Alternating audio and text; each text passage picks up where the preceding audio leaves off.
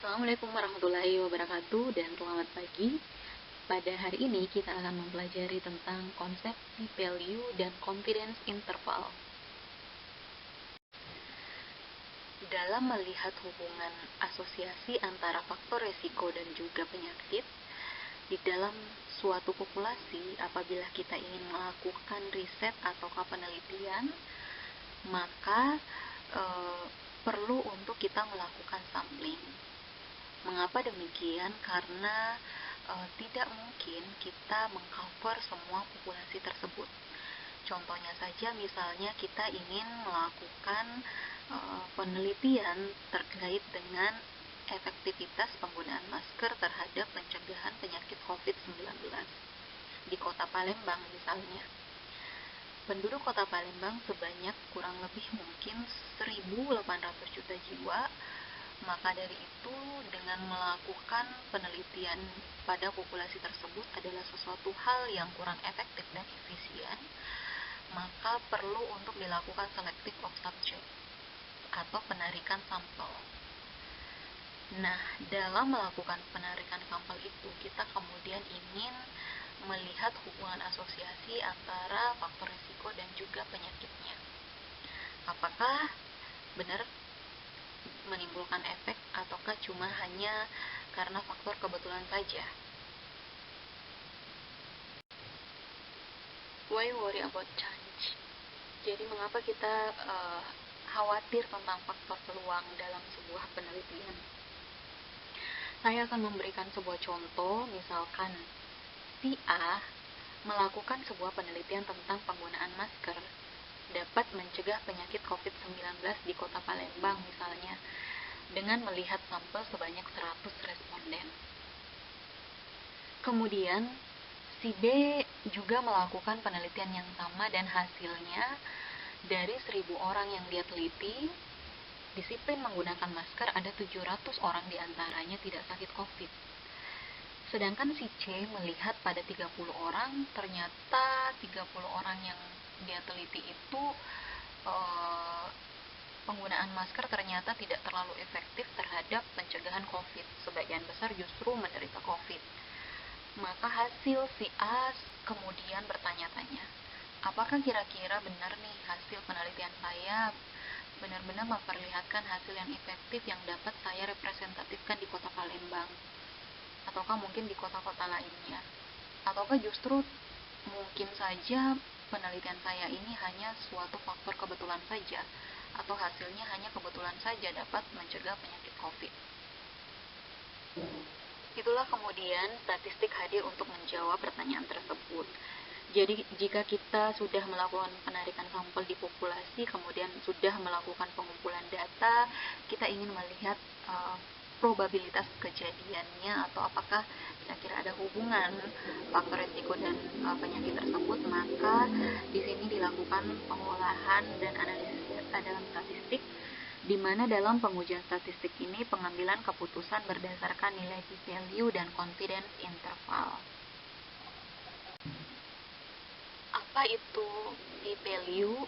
Jadi p-value adalah peluang yang digunakan untuk mengukur apakah kita memiliki cukup bukti untuk menolak hipotesis nol dalam penelitian kita. Jadi nilai P juga dapat diartikan untuk menilai seberapa besar probabilitas hasil penelitian kita hanya karena by chance atau kebetulan saja. Baik, dalam melihat nilai p-value biasanya kita membandingkannya dengan nilai alfa, dan nilai alfa tersebut tergantung dari tujuan dan kondisi penelitian. Nilai alfa yang sering digunakan adalah 10%, 5%, atau 1%.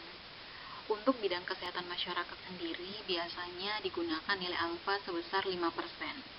Sementara itu, untuk pengujian obat-obatan, biasanya di dunia medicine atau clinical trial, digunakan batas toleransi kesalahan yang lebih kecil lagi. Misalnya 1%, karena mengandung resiko yang fatal. Misalnya pada penelitian yang ingin melihat efektivitas penggunaan obat bius terhadap penyakit-penyakit tertentu pada pasien misalnya. Jadi dalam pengambilan keputusan hasil uji statistik, di mana jika nilai p-value lebih kecil dari nilai alfa, maka kita bisa mengatakan bahwa H0 ditolak. Dan nilai alfa itu di public health umumnya digunakan 0,05. Jadi ketika nilai p-value lebih kecil dari nilai alfa, hipotesis 0 ditolak atau hipotesis alternatif diterima. Yang kedua adalah ketika p-value lebih besar dari nilai alfa, hipotesis 0 diterima atau tidak ada bukti yang cukup untuk menolak hipotesis 0. Baiklah, aplikasi p-value bisa kita lihat di tabel ini merupakan salah satu hasil analisis di mana dia melihat penggunaan obat anti nyeri terhadap penyakit tertentu. Jadi kalau kita melihat di sini ada beberapa trial yang digunakan oleh peneliti. Yang pertama Chins. Di sini Chins memperlihatkan hasil p-value 0,08. Apa arti nilai 0,08 itu? Jika dibandingkan dengan nilai alfa tadi, berarti dia lebih besar daripada nilai alfa, di mana secara evidence tidak cukup membuktikan bahwa hipotesis 0 ditolak. Yang kedua ada percobaan dari Flaherty. Flaherty ini memperlihatkan nilai p-value 0,70. Nilai p-value 0,70 lebih besar daripada nilai alfa memperlihatkan bahwa evidence-nya sangat lemah dalam membuktikan hipotesis, di mana kemungkinan besar faktor chance-nya sangat tinggi. Jadi ada 70%, seperti itu. Kemudian yang ketiga, percobaan dari Zhang Dut. Zhang Dut ini memperlihatkan hasil nilai p-value 0,007, di mana kita bisa melihat bahwa nilai p-value kurang dari nilai alfa atau lebih kecil dari nilai alfa. Maka kita dapat mengatakan evidence-nya sangat kuat dalam membuktikan hipotesis. Faktor change-nya mungkin sangat rendah. Jadi bagaimana kemudian cara kita untuk memberikan interpretasi pada p-value? Di slide ini kita bisa melihat hasil analisis dari sebuah percobaan yang telah dilakukan, di mana tadi kita udah ketahui bahwa ada pemberian obat anti nyeri terhadap penyakit tertentu atau pengurangan risiko dari kematian penyakit tertentu. Nah, kita bisa melihat di percobaan pertama yang dilakukan oleh Chin memperlihatkan nilai p-value 0,08. Nah, bagaimana cara kemudian kita menginterpretasikannya? Kita bisa katakan angka 0,08 itu berarti dari 8 dari 100 percobaan semacam ini menunjukkan adanya pengurangan resiko 67% atau nilai lebih ekstrim, disebabkan karena faktor kebetulan saja. Jadi nilai p-value-nya 0,08 lebih besar dari nilai alfa, berarti tidak signifikan secara statistik. Pengurangan risiko sebesar 67% dilihat dari mana? Itu dilihat dari nilai risk ratio. Teman-teman bisa melihat di kolom risk ratio di baris pertama 0,33. Jadi seperti itu. Jadi kemungkinan besar tidak signifikan secara statistik karena pengurangan risiko tersebut hanya mungkin disebabkan karena faktor chance atau kebetulan saja. Yang kedua, dari Flaherty, di sini kita bisa melihat 70 dari 100 percobaan semacam ini menunjukkan adanya pengurangan risiko 17% atau lebih ekstrim. Juga disebabkan karena faktor change. Kita bisa melihat faktor change-nya sangat tinggi. Jadi tidak signifikan secara statistik karena 0,70 jauh lebih besar dibandingkan nilai alfa 0,05. Penurunan resikonya sebesar 17%, kemungkinan saja terjadi di 70 dari 100 percobaan karena faktor kebetulan saja atau chance-nya sangat tinggi. Kemudian yang ketiga, kita bisa melihat percobaan dari Zhang Dut. Zhang Dut di sini memperlihatkan nilai p-value 0,07, di mana ini sangat rendah dibandingkan nilai alfa 0,05, maka kita bisa katakan bahwa ini signifikan secara statistik, di mana faktor change-nya sangat rendah. Faktor change-nya sangat rendah, hanya berkisar 0,7% saja. Jadi seperti itu. Nah, hal lainnya yang perlu juga diperhatikan di tabel analisis ini adalah jumlah sampel dari masing-masing peneliti. Nah, kalau kita melihat perbandingan dari 4 peneliti ini, Zhang Dud merupakan peneliti yang paling memiliki jumlah sampel yang banyak. Karena kalau kita bandingkan penurunan resiko dari Lis dan Zhang Dud itu sebenarnya hampir sama, memperlihatkan hasil 50%. Tapi ternyata jika merujuk dan melihat kepada nilai p-value-nya, Lis justru memperlihatkan hasil yang tidak signifikan, meskipun nilai penurunan resikonya hampir sama 50%, berkisar di angka 50%. Sedangkan Zhang Dud memperlihatkan hasil yang signifikan 0,07. Jadi jika ditelusuri lebih lanjut lagi, ternyata kalau secara jumlah sampel memang lebih besar Zhang Dud dibandingkan Lis. Seiring dengan besarnya sampel, itu juga akan berbanding lurus dengan kecilnya nilai p-value. Baik, jadi di sini ada beberapa kelemahan dari p-value. Yang pertama, mungkin kita bisa melihat dalam clinical trial, p-value itu tidak terlalu memberikan indikasi tentang hubungan asosiasi. Maka dari itu perlu analisa lebih mendalam lagi.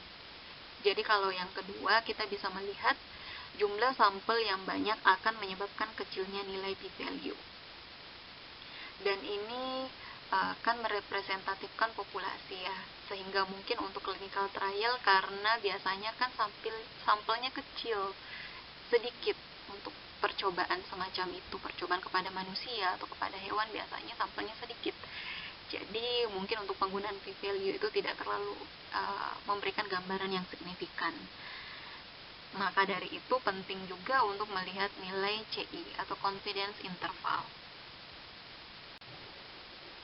Baik, di sini kita bisa melihat studi case 1, contohnya, di mana ini adalah percobaan eksperimental efektivitas obat dexamethasone dalam mengurangi resiko kematian setelah percobaan 9 bulan dibandingkan dengan kelompok placebo.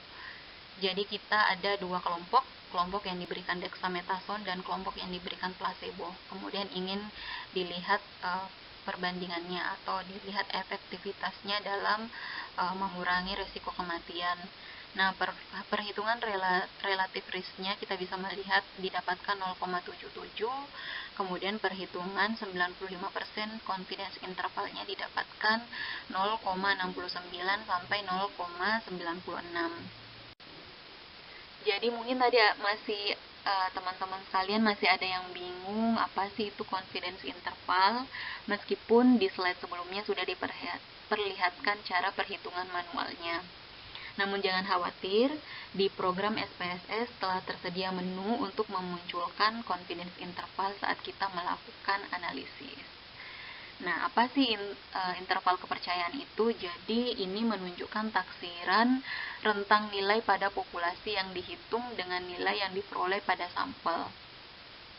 Atau ini merupakan rata-rata hasil yang didapat dari sampel mendekati dengan rata-rata pada populasi sebenarnya, jika jumlah sampel yang digunakan besar. Dan perhitungan interval kepercayaan itu mempunyai rumus tersendiri untuk masing-masing uji hipotesis, derajat atau interval kepercayaan pada umumnya. Ini adalah hasil analisis dari tabel studi case di slide sebelumnya, di mana di sini hasilnya memperlihatkan nilai RR sebesar 0,77 dengan interval kepercayaan 0,62 sampai 0,96. Apa arti dari angka tersebut? Jadi kalau kita lihat dan ingin melakukan interpretasi, maka kita bisa katakan bahwa Kelompok yang diintervensi dengan obat dexamethasone dapat mengurangi resiko kematian sebanyak 23% dari estimasi nilai RR sebesar 0,77 dibandingkan dengan kelompok yang diintervensi dengan placebo setelah percobaan selama 9 bulan. Dan di populasi umum, kita yakin sebesar 95% bahwa obat dexamethasone dapat mengurangi kematian antara 4% yang didapatkan dari 0,96 sampai 38% yang didapatkan dari 0,62 dibandingkan dengan intervensi di kelompok yang diberikan obat placebo. Nah, pada hasil analisis ini kita bisa melihat konsistensi interval kepercayaan dan nilai p-value, di mana penelitian ini merupakan hasil analisis dari desain case control dan ingin melihat perbandingan karakteristik antara pengguna jarum suntik dan yang tidak mengakses program NSP, di mana program NSP ini merupakan salah satu program yang bertujuan untuk mengurangi penderita HIV, kemudian hepatitis C atau hepatitis A. Nah, kalau kita lihat variabel-variabel yang diteliti, itu ada tingkat pendidikan, ada tingkat ekonomi, ada kemudian umur, ada lama penggunaan obat-obatan tersebut. Kita bisa melihat confidence interval dan nilai p-value yang sejalan. Kalau untuk tingkat pendidikan sendiri memperlihatkan nilai p-value 0,08 yang artinya lebih kecil dari 0,05 lebih besar dari 0,05 yang berarti tidak ada hubungan yang signifikan. Nah, hasil tersebut juga sejalan dengan interval kepercayaannya, di mana range interval kepercayaannya 0,11 sampai 1,16, di mana meliputi angka 1 yang juga menyatakan bahwa tidak ada hubungan yang signifikan terhadap nilai asosiasinya. Nah, hal tersebut juga sama pada variabel lama penggunaan obatnya. Kita bisa melihat bahwasannya hasil menunjukkan nilai p-value 0,02. Angka 0,02 tersebut berarti lebih kecil dari nilai alfa 0,05, berarti ada hubungan yang signifikan. Ada hubungan yang signifikan juga berbanding sejalan dengan interval kepercayaannya, bahwasannya interval kepercayaannya berkisar antara 1,03 sampai 1,43, di mana di range-nya itu tidak ada angka 1 yang berarti nilai asosiasinya 1,21 menunjukkan hasil yang signifikan. Baik, di slide ini juga memperlihatkan bahwa adanya konsistensi antara interval kepercayaan dengan nilai p-value, di mana ini melihat adanya 5 percobaan yang dilakukan pemberian obat untuk mengurangi kadar kolesterol atau mengurangi kadar kolesterol pada pasien. Kalau sebelumnya saya sudah menjelaskan bagaimana kemudian kita menginterpretasikan hasil analisis p-value dan confidence interval, maka dengan memperhatikan tabel ini atau slide ini, coba teman-teman lakukan analisis secara mandiri untuk kemudian kita diskusikan di room Zoom hari ini.